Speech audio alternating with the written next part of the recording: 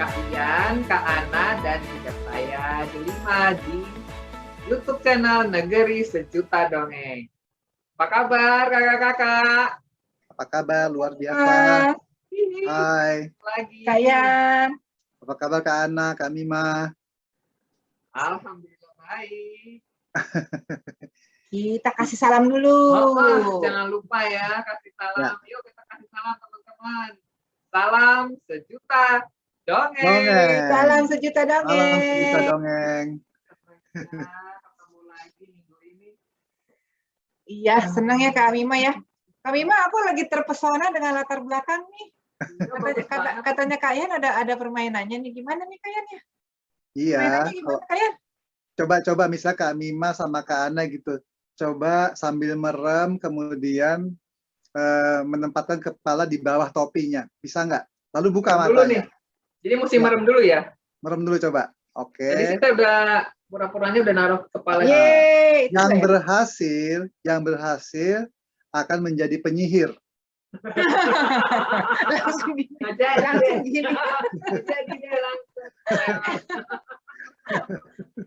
Jadi ini ceritanya tentang penyihir. Jadi dongeng kali ini kita akan cerita tentang penyihir ya. Kirain Nirwana Merah tuh apa nih Kak Ian, Kak Mima? Tentang apa nih Kak Ian ceritanya? Kan yang nulis Kak Mima sendiri. Oh. Aku juga punya. Punya ya, punya mana? Kayaknya bukunya sudah laku. Ada juga. Ada juga. Iya, berhubung ini nanti kan ini adalah ceritanya Kak Mima. Judulnya Nirwana Merah ya, salah satu dari cerita Negeri Sejuta Dongeng. Jadi masa kan Kak Mima menceritakan memperkenalkan diri sendiri, jadi kita lah Kak Ian. Jadi pemirsa dongeng, salah satu dari kita ini, kita semua yang menulis cerita di Negeri Sejuta Dongeng. Tapi yang belum dibacakan adalah buku ceritanya Kak Mima. Kak Mima ya?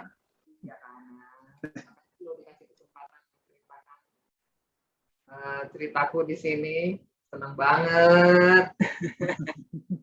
Tapi ya kan ya Kak Ian ya, Kak Mima itu mintanya rombongan ya membacakannya ya, nggak mau membacakan sendiri, pokoknya rame-rame. Iya. Baiklah. Padahal saya pengen tahu tuh kayak apa ceritanya Kak Mima. Nah, karena Kak Mima maunya bareng-bareng kita juga ngebacain, jadi kita tunjuk ya Kak Mima yang jadi penyihir jahatnya. Ya. Pokoknya Kak Mima. Bagus dari tadi ini pas banget. Pas banget ya, benar deh. Hadiahnya dari Kak Ian, terima kasih ya Kak Ian ya. Ini nggak ada bedanya Kak Mima antara dunia nyata dengan dunia dongeng. Ini bercandaannya tingkat tinggi nih.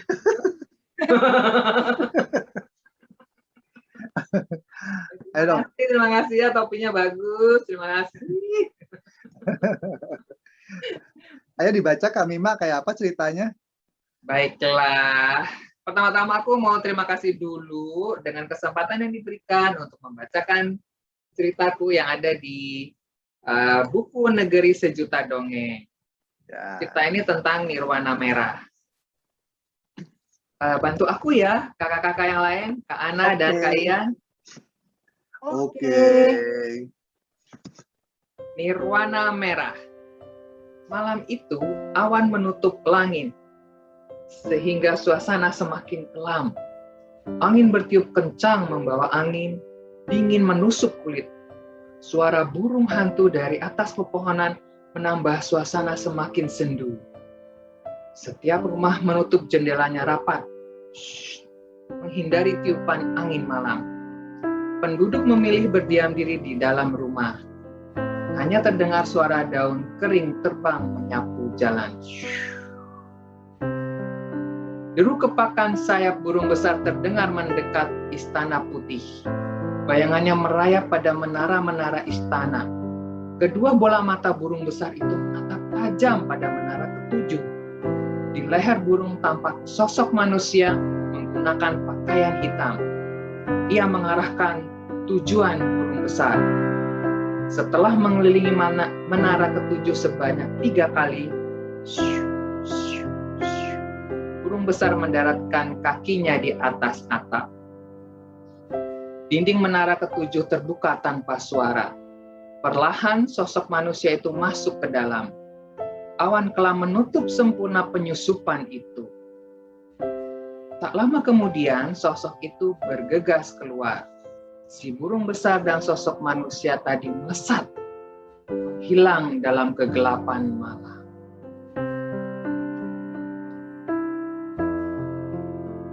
Kerajaan Nirwana penuh dengan penyakit kulit, Paduka, lapor Perdana Menteri. Pukul 3 pagi, Perdana Menteri menghadap Raja, melaporkan kondisi darurat. Rakyat merasakan gatal, dan jika digaruk, menimbulkan panas. Semakin digaruk, malah menjadi api, dan membakar tubuh. Anak-anak menangis, kesakitan, kulit mereka terbakar, papar Perdana Menteri. Cari tabib yang mampu mengobati, perintah Raja. Perdana Menteri dan pengawal mengangguk takzim. Lalu mereka meninggalkan istana. Penasehat, seru Raja. Hamba Paduka Raja, sahut penasehat. Cari informasi lengkap apa yang sebenarnya terjadi pada rakyatku, perintah Raja. Siap, Paduka, ucap penasehat dengan sigap. Sepeninggalan penasehat, Raja berdiri menghadap jendela besar. Daun jendela itu terbuka lebar. Semilir angin masuk, membuat hati Raja sedikit tenang. Apa yang terjadi tadi malam? Tak mungkin ini tiba-tiba terjadi, gumam Raja. Tiba-tiba terdengar teriakan Putri Nirwana dan langkah kaki terburu-buru. Ia memanggil-manggil Raja ayahnya. Ayah, adik terluka di menara ketujuh, seru Putri Nirwana.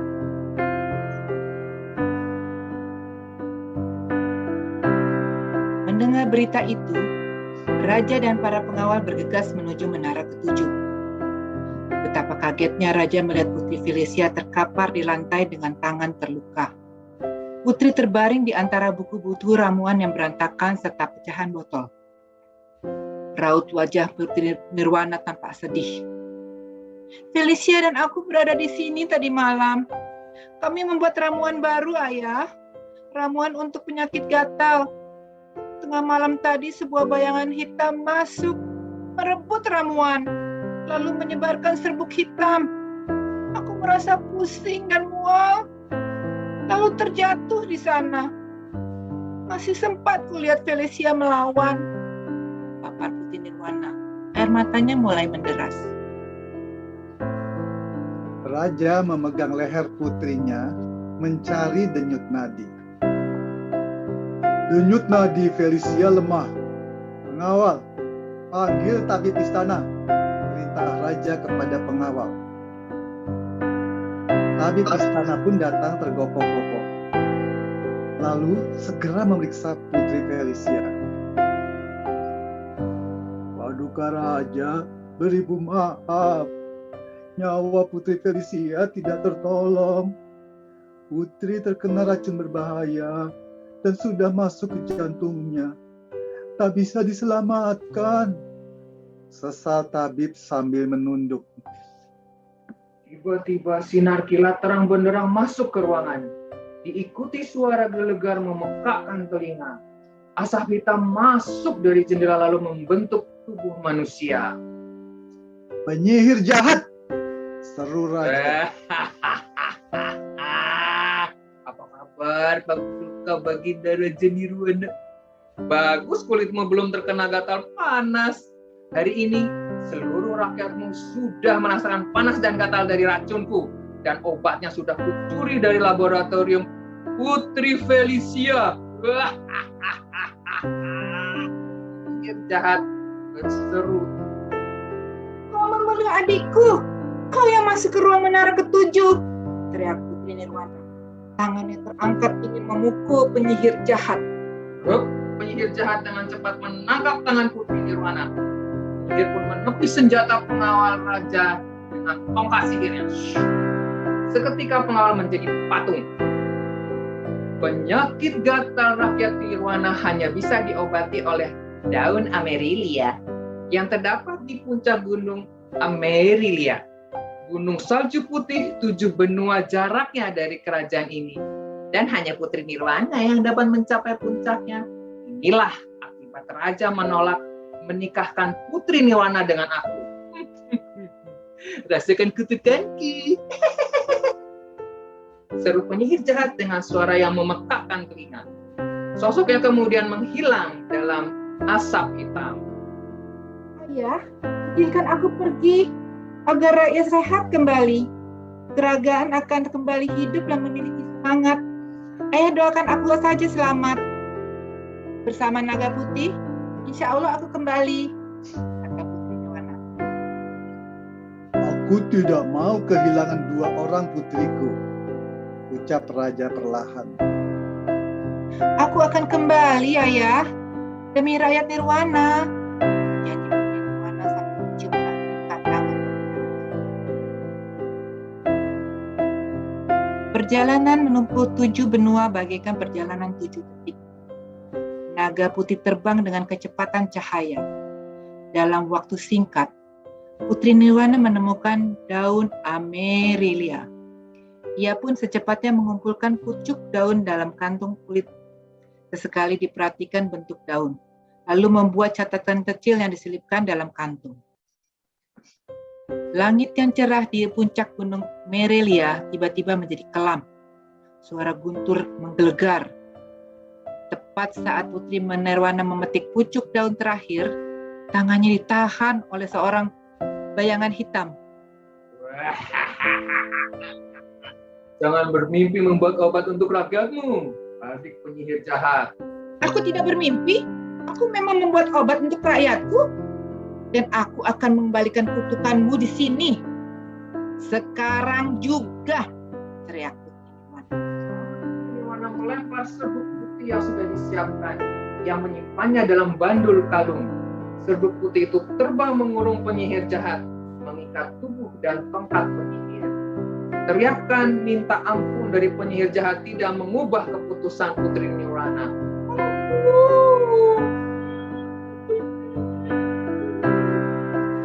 Kau akan terkurung selamanya di sini, di puncak gunung Merelia. Kutukanmu pada rakyat Nirwana tidak lagi ampuh. Kesungguhan hati kami dalam doa suci rakyat Nirwana menguatkan langkahku. Kau tak dapat menyentuh Nirwana lagi. Seru Putri. Serbuk putih menghilang bersama angin. Penyihir jahat pun hilang tanpa jejak. Ia masuk dalam gelap bumi terbungkus rapat seperti mimpi.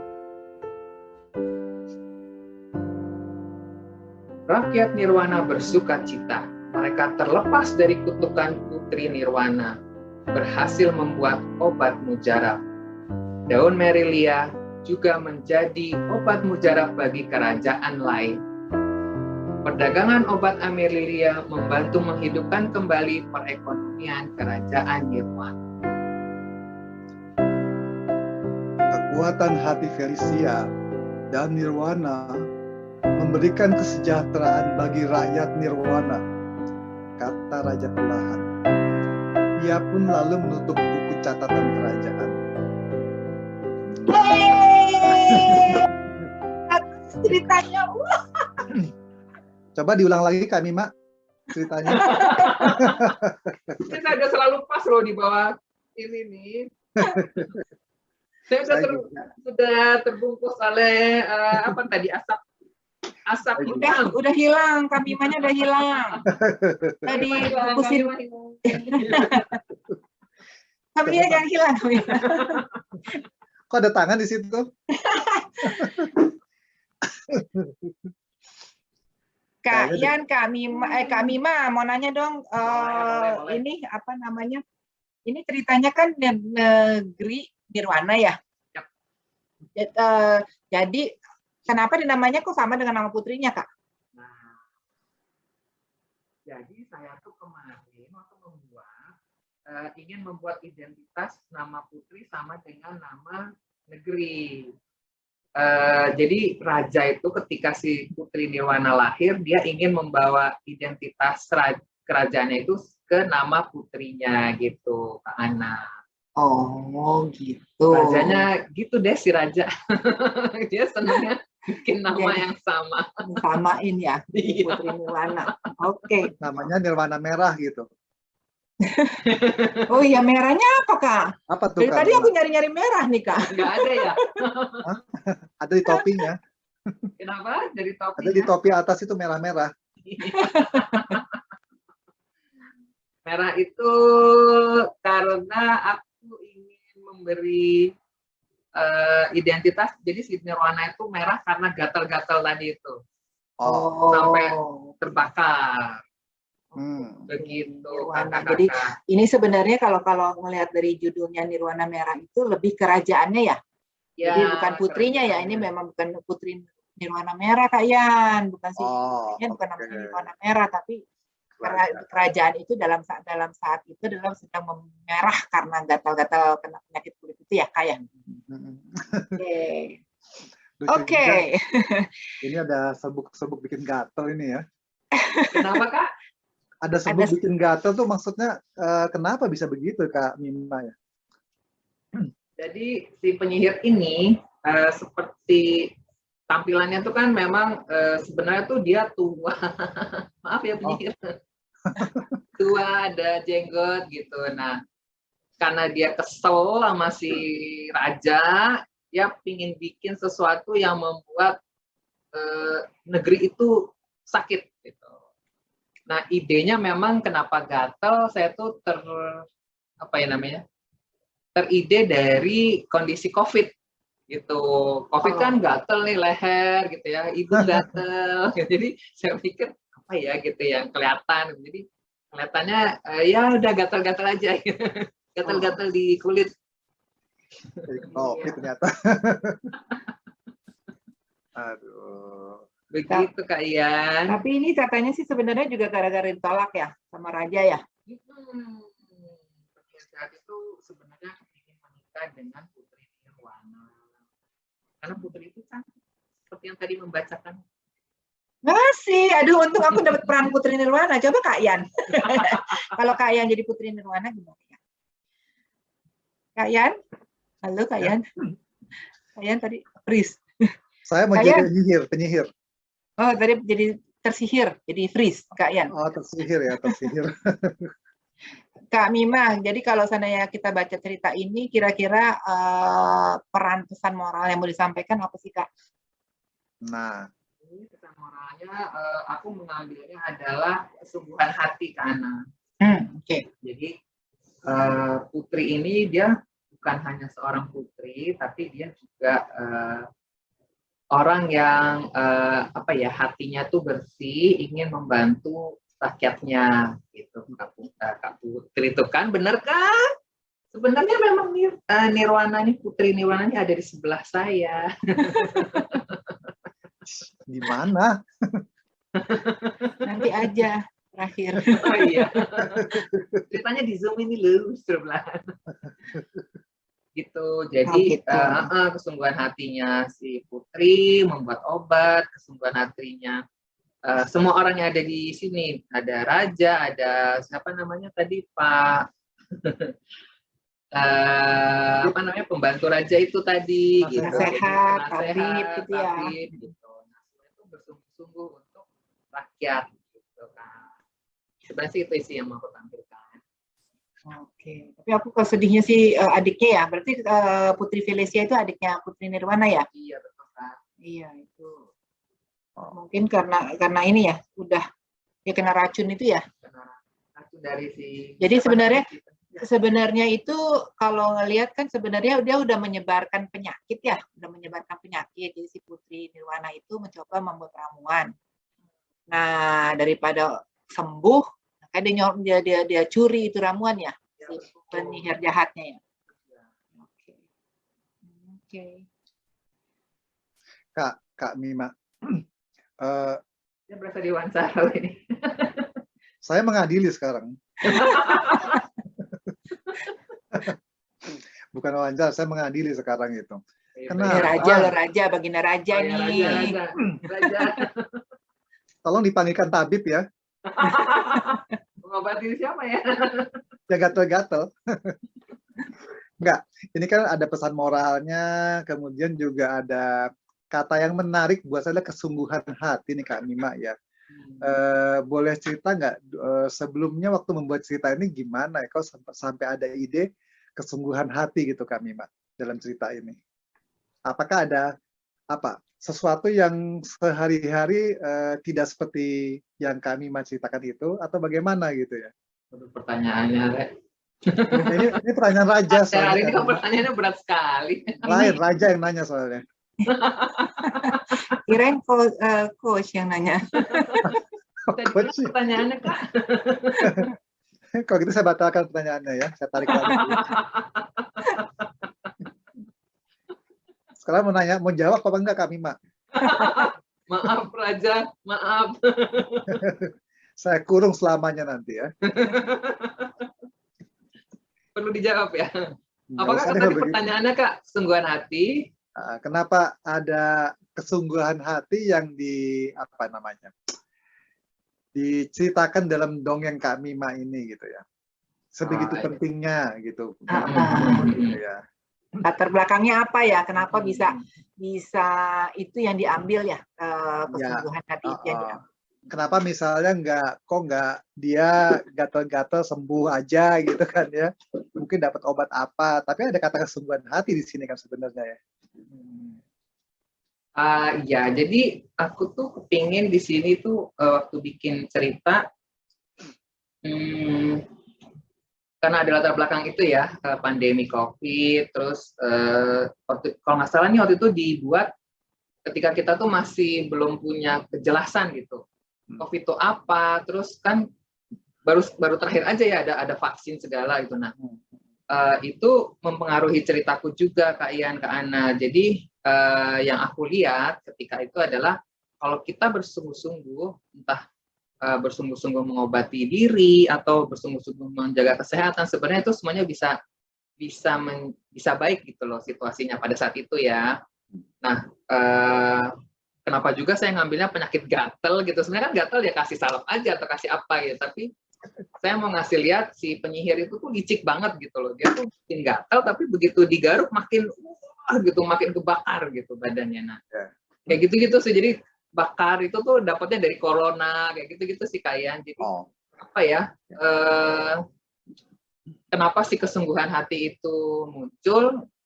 Aku membayangkan kesungguhan hati itu warnanya putih, menyejukkan gitu, melawan si gatal-gatal, dan penyihir itu yang bawaannya merah gitu, membuat orang kesel kan gitu. Nah, jadi aku ingin mengatakan bahwa kalau kamu sungguh-sungguh, hatimu akan lebih adem gitu, itu akan menguburkan si penyihir atau siapa yang bawaannya energinya tuh merah gitu sih Kak Ana, Kak Ian. Kalau aku sih ya, udah ya. Kalau aku ya Kak Ian, boleh nggak aku jawab? Masih cerita siapa ya? Kak Ian, aku jawab ya Kak Ian ya. Kak Iannya freeze nih. Ya udah nggak apa-apa, kita jawab aja. Ya, Kak Ian, kalau aku sih ngelihatnya ya, sebenarnya kalau yang disampaikan kesungguhan hati itu kan sebenarnya gini ya. Pada saat itu kan terjadi musibah ya. Terjadi musibah kan ada saat kalau orang terjadi musibah itu, kalau seandainya memang lemah hati, dia akan tidak melakukan apa-apa. Dia tidak akan melakukan apa-apa, dia ngerasa musibah itu ya musibah yang akhirnya dia nggak melakukan apa-apa untuk melakukan perbaikan. Jadi kalau di sini aku ngeliat Putri Nirwana itu, dia tuh sekalipun ada musibah, itu dia tetap melakukan perubahan gitu loh. Jangan jadi kayak seperti ini Kak Mima. Kan dia kan tetap berusaha untuk mencari obat. Dibilang obatnya hilang juga berusaha lagi untuk, katanya ada di gunung ini, dia tetap aja berusaha. Jadi dengan kesungguhan hati itu dia kan berhasil tuh. Itu loh kalau aku sih ngerti gitu ya Kak Mima ya. Betul Kak Ana. Itu pun juga selamat datang lagi Kak. Itu juga tercermin, betul. Terima kasih Kak Ana. Oke.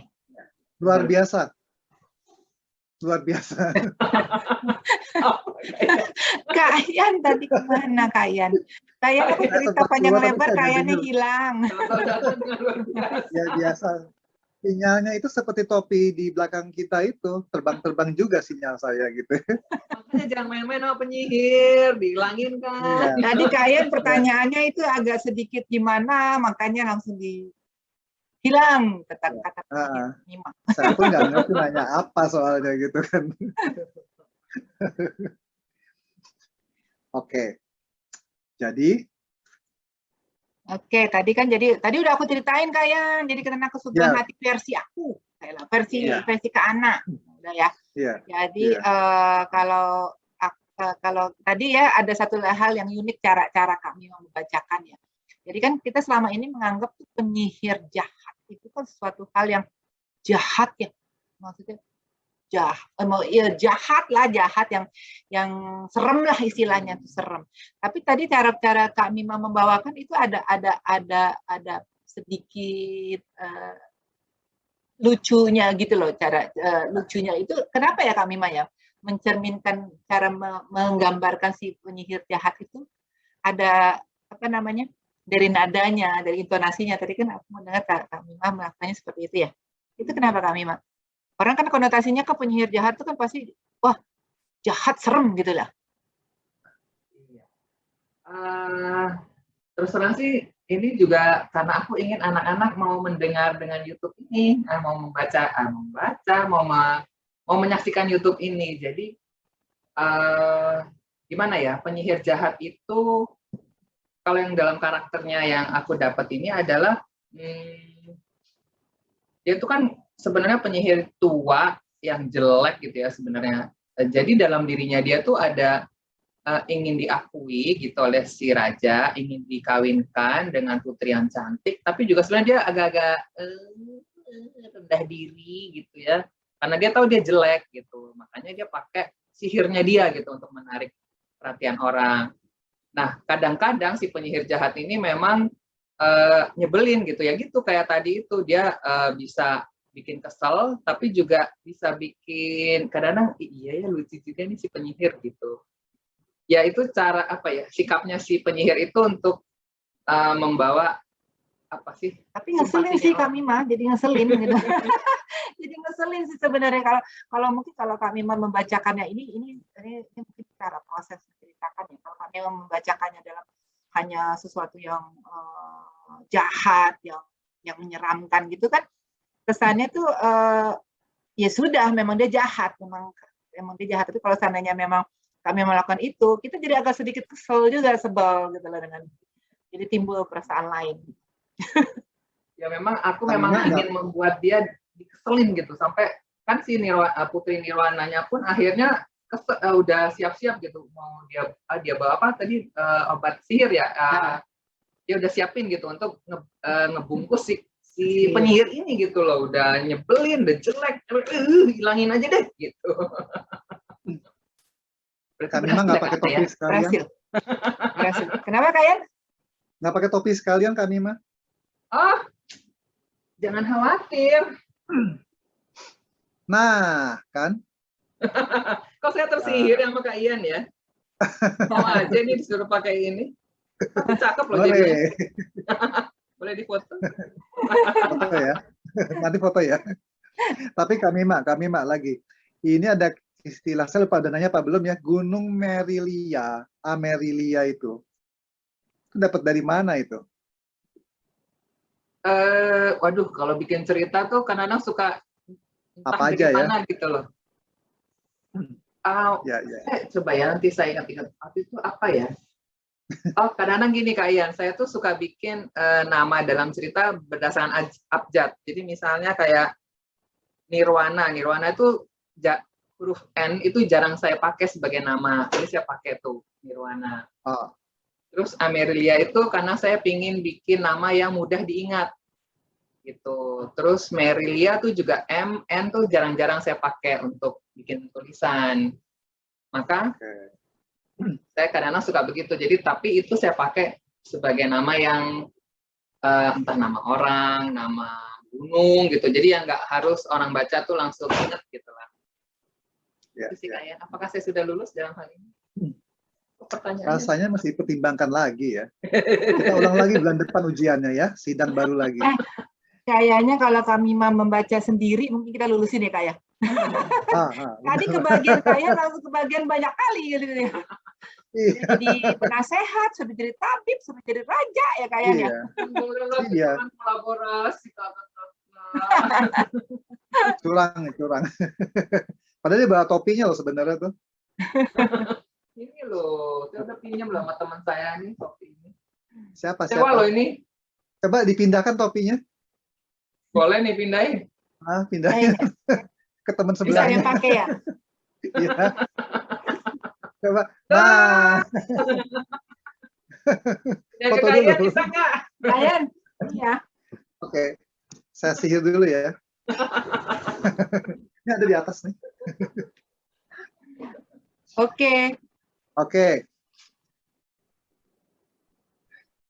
Itu aja. Ternyata Kak Yan nggak terima tuh, nggak bisa ya Kak Yan ya? Nggak bisa. Nggak bisa ya? Dikirim pakai itu aja deh, pakai ojek online saja. Oke Kak Yan, kita kan kayaknya ceritanya udah selesai ya. Kecuali Kak Yan mau ada pertanyaan yang lebih sulit lagi ke Kak Mima, boleh sih Kak Yan.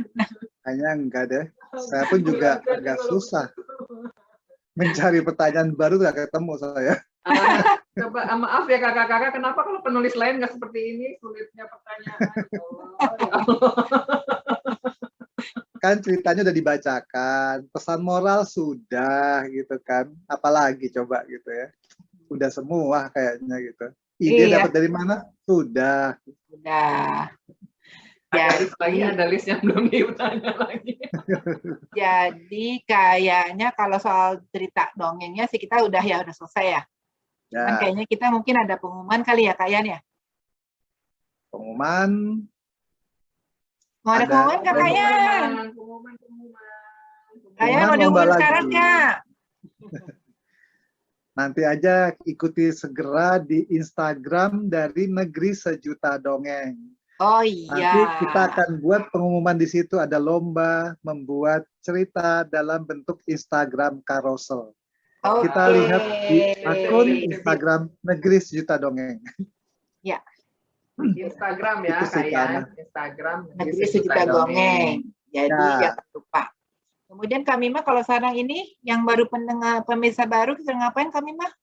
Nah, teman-teman pemirsa dongeng yang baru aja sampai ke sini, jangan lupa untuk like, subscribe, dan nyalakan notifikasinya supaya tahu acara apa aja yang akan dihadirkan oleh YouTube Negeri Sejuta Dongeng, ya.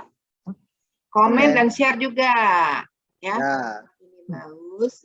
Komen, like, dan subscribe. Ya, share ke anak-anak, ke cucu, ke ponakan, teman semuanya. Karena semua ceritanya bagus loh di sini. Betul. Bukunya aja tebel tuh.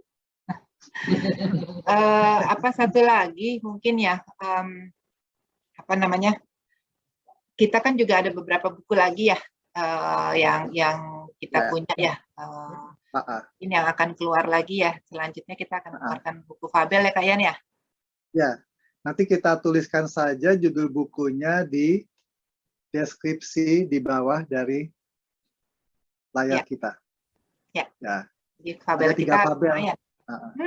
3. Bisa banget. Wow. Ya. Ceritanya seru-seru. Mau tahu judulnya? Judulnya apa Kak? Judulnya 1 Tanah 1000 Satwa, kedua The Storybook of Animal World, ketiga apa Kak Mima? Lupa Kak. Dongeng Dunia Satwa. Kebetulan iya, saya lupa juga tadi Kak Mima. Saya lupa ya setannya sama Kak Mima. Ternyata Kak Mima lupa juga. Akhirnya saya ingat. Jadi ada 3 ya.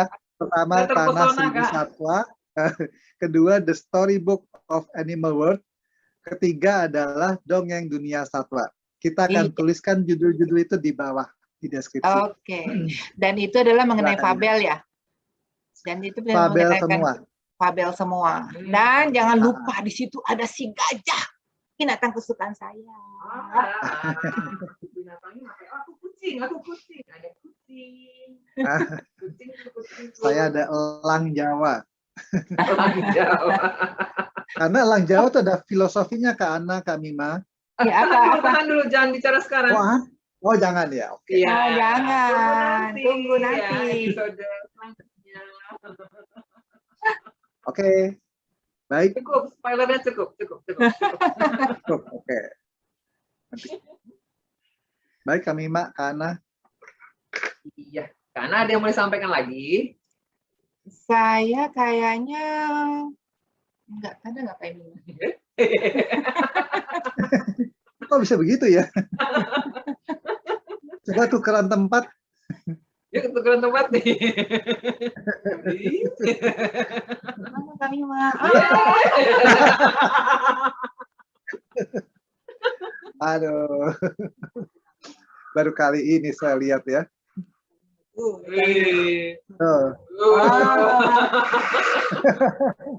Jauh di belakang.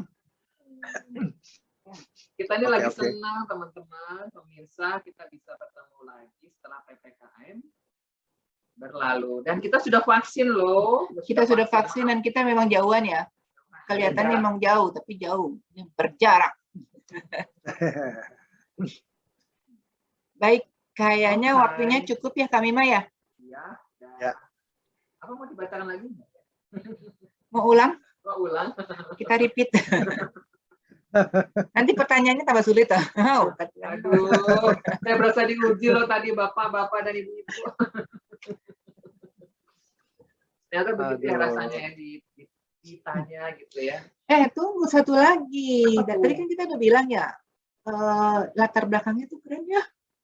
Suka ya. Suka. Suka latar belakangnya ini. Siapa sih yang bikin? Oh gitu ya. Apalagi Siapa kalau bukan dulu?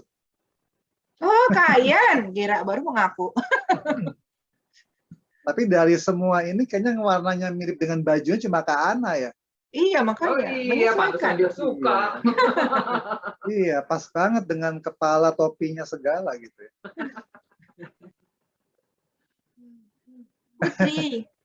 Putri. Oh iya, Ya. Putri Nirwana kan tentang negerinya Nirwana merah. Ini sebenarnya tuh kerudungnya merah tua loh. Oh gitu. Iya. Seperti latar belakangnya kan ada merah tua. Oke. Baiklah, Oke. kakak-kakak, luar biasa hari ini. Kita bisa satu layar. Hihi. Masa nggak bisa. Ya. Sehat selalu para pemirsa dongeng supaya bisa menyaksikan lagi Negeri Sejuta Dongeng, ya. Oke, sampai jumpa minggu depan dengan materi yang lain dan tetap pasti menarik. Ya. Terima kasih. Oh ya, kalau ada ide-ide pengen apa ya, kita kan memang bukan Oh, hanya iya, mendengarkan cerita dongeng ya, tapi memang kita ada misalnya kayak kemarin itu kan ada dari psikolog, ada psikolog dari Kak Yuni, dari Kak Ate gitu kan ya. Jadi kalau memang ada komen aja di bawah kalau memang ada yang mau yang dibahas, tapi terutama yang ada kaitannya dengan dongeng dan anak-anak gitu ya. Silakan. Kalau ada yang mau ikut nulis juga boleh. Ikut nulis dulu baru masuk sini. Baru ikutan dongeng sama kita.